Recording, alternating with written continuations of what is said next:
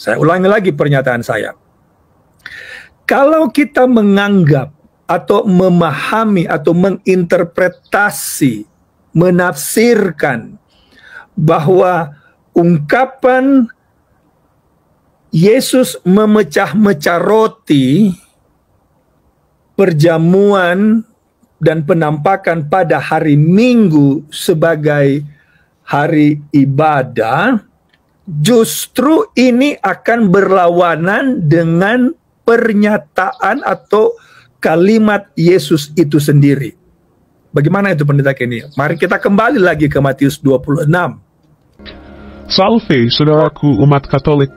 Pertama-tama saya ingin memberikan pengampunan kepada Pendeta Ram Kenny dari Advent hari ke-7 yang telah mempertentangkan perkataan Tuhan Yesus dalam Matius 26 ayat 26 sampai 29 tentang perjamuan kudus atau perayaan Ekaristi, dan sering menyesat-nyesatkan serta menfitnah gereja Katolik dengan pengajaran atau penafsiran bebasnya secara individu yang bisa saja menyesatkan umat Katolik yang tidak memahami tentang Ekaristi ini.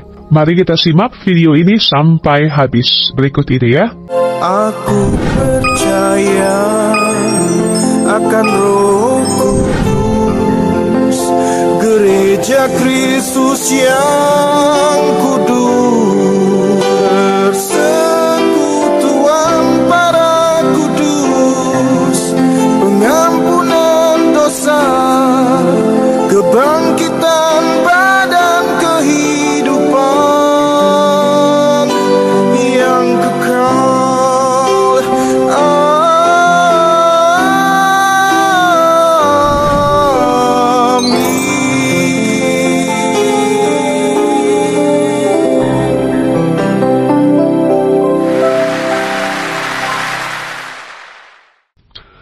Baiklah, sebelum saya lanjut memberikan tanggapan, mari kita mendengarkan apa yang diajarkan oleh Pendeta Kenny dalam videonya secara utuh.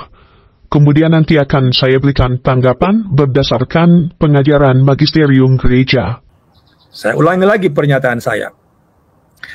Kalau kita menganggap atau memahami atau menginterpretasi, menafsirkan bahwa ungkapan Yesus memecah-mecah roti, perjamuan dan penampakan pada hari Minggu sebagai hari ibadah, justru ini akan berlawanan dengan pernyataan atau kalimat Yesus itu sendiri. Bagaimana itu Pendeta Kenny? Mari kita kembali lagi ke Matius 26. Kita akan baca lagi ayat 29. Matius pasal 26 ayat 29. Kita baca lagi ayat ini, saudara. Ayat ini bilang begini. Ini sesudah perjamuan malam. Hari apa ini, saudara? Bukan hari Minggu, bukan juga hari Sabat. Tapi ini sebelum hari Jumat. Oke? Akan tetapi aku berkata kepadaku, mulai dari sekarang. Kapan? Mulai dari sekarang, di momen Yesus mengadakan perjamuan dengan murid-murid. Kapan itu? Sebelum hari Jumat, bukan hari Minggu, bukan hari Sabat. Akan tetapi aku berkata kepadamu, mulai dari sekarang, aku tidak akan minum lagi hasil pokok anggur ini sampai pada hari aku meminumnya, yaitu yang baru bersama-sama dengan kamu dalam kerajaan Bapakku. Itu perkataan Yesus sendiri. Nah, saudara yang kekasih, jadi para rasul mengerti betul perkataan Yesus ini, atau para murid mengerti betul bahwa Yesus tidak akan mengadakan perjamuan makan roti dan minum anggur sebagai peringatan kematiannya sampai di dunia yang baru. Nah, kalau begitu saudara, setiap kali ada pernyataan bahwa Yesus, setiap kali dia menampakkan diri seperti contoh di Lukas pasal 24, Yesus kembali menampakkan diri dan memecah-mecah roti seperti di Lukas pasal 24. Dan ini bisa saja kalau para murid atau mungkin begini saya mau bilang, para murid bisa saja menuduh Yesus tidak konsisten dengan pernyataannya sendiri. Ya kan? Yesus bilang, aku tidak akan minum cawan lagi atau minum anggur lagi. Tapi kok di Lukas pasal 24 ada perjamuan yang terjadi. Apakah Yesus tidak konsisten? Tentu tidak, saudara. Kalau begitu memang setiap kali Yesus mengambil bagian di memecah-mecah roti sesudah kebangkitannya, tidaklah menjadi bukanlah satu perjamuan yang menggambarkan atau melambangkan kematiannya. Tidak ada lagi perjamuan yang Yesus lakukan sesudah kebangkitan. Tidak ada lagi. Kalau ada catatan tentang perjamuan, itu hanyalah jamuan makan biasa, bukanlah perjamuan seperti yang ada di Matius pasal 26. Baik, Pak Pendeta Kenny, mari saya ajar ya.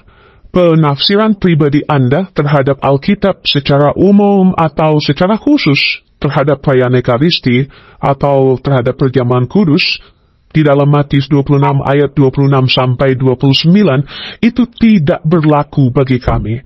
Karena Anda tidak punya rahmat mengajarkan iman yang infallible atau tidak dapat sesat. Anda tidak punya kuasa itu. Kenapa?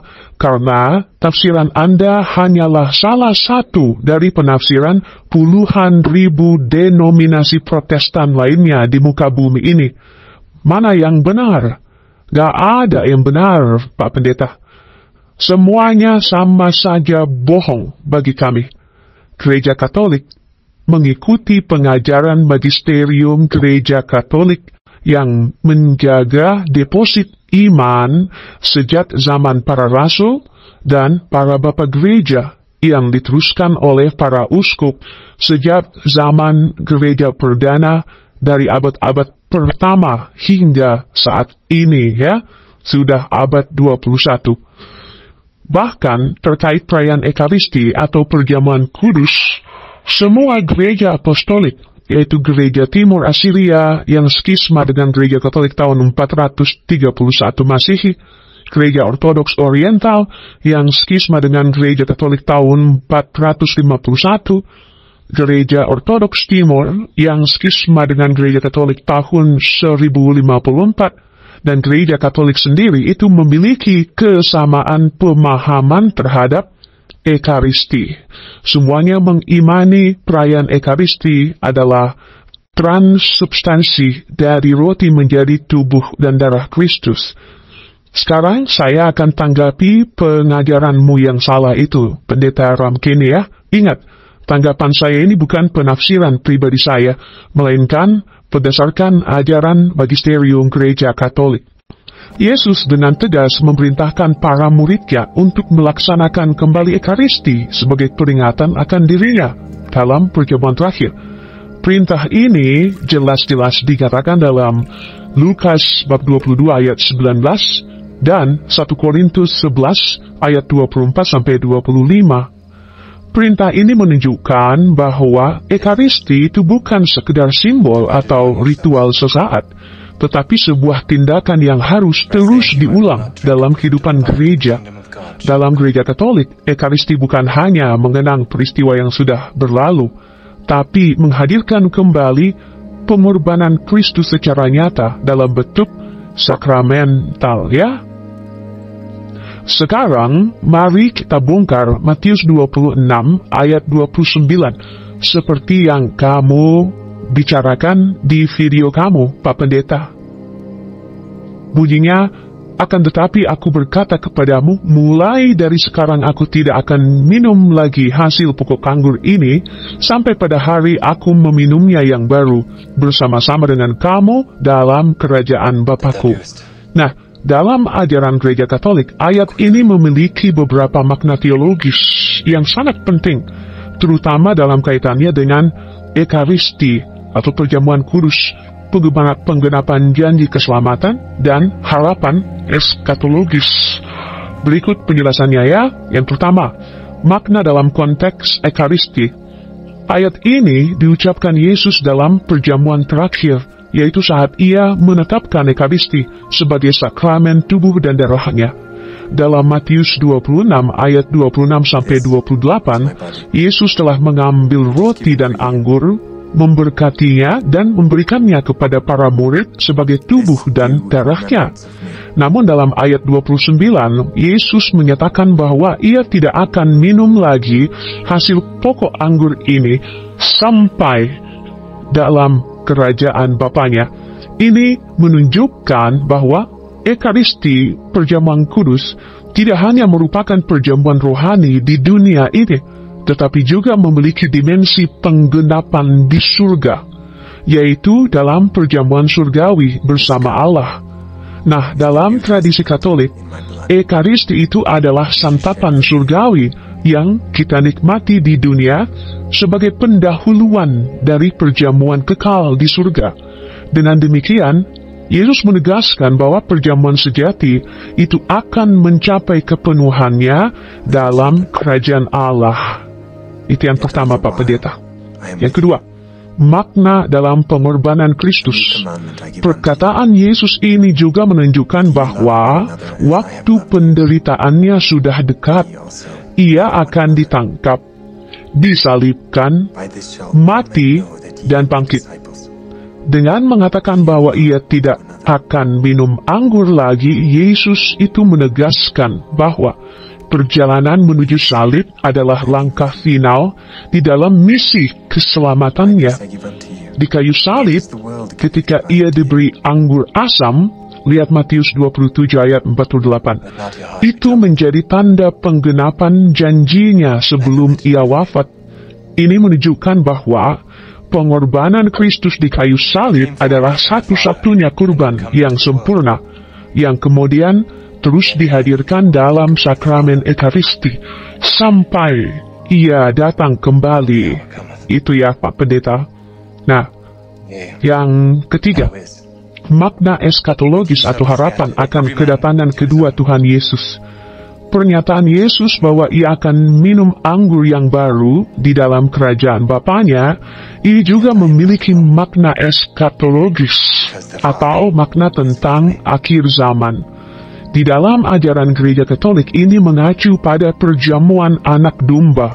Lihat Wahyu 19 ayat 9, yaitu perayaan di surga ketika Kristus akan bersatu kembali dengan umatnya dalam kepenuhan keselamatan. Yesus menegaskan bahwa setelah kematian dan kebangkitannya, kerajaan Allah akan semakin nyata dan umat beriman akan mengalami persekutuan penuh dengannya dalam kehidupan kekal. So, kesimpulannya, Pak Pendeta, ajaran Gereja Katolik tentang Matius 26 ayat 29 itu bermakna, 1. Ekaristi sebagai tanda janji keselamatan. Yesus menetapkan perjamuan ini sebagai sarana rahmat di dunia yang akan mencapai kepenuhannya di surga. 2. Salib sebagai pemenuhan rencana keselamatan. Yesus tidak akan minum anggur lagi karena ia akan menjalani penderitaan untuk menebus dosa manusia. Yang ketiga, harapan akan kerajaan Allah. Janji Yesus ini menegaskan harapan gereja akan kedatangannya kembali, ya, dan persekutuan abadi dengan Allah. Jadi ayat ini mengajarkan kita untuk menantikan dengan iman dan kesetiaan sambil terus merayakan Ekaristi sebagai bentuk persiapan menuju perjamuan surgawi bersama Kristus. Jelas ya, Pak Pendeta Ramkeni, ini ajaran resmi Gereja Katolik, bukan penafsiran pribadi seperti penafsiranmu. Aku percaya akan Roh Kudus, Gereja Kristus yang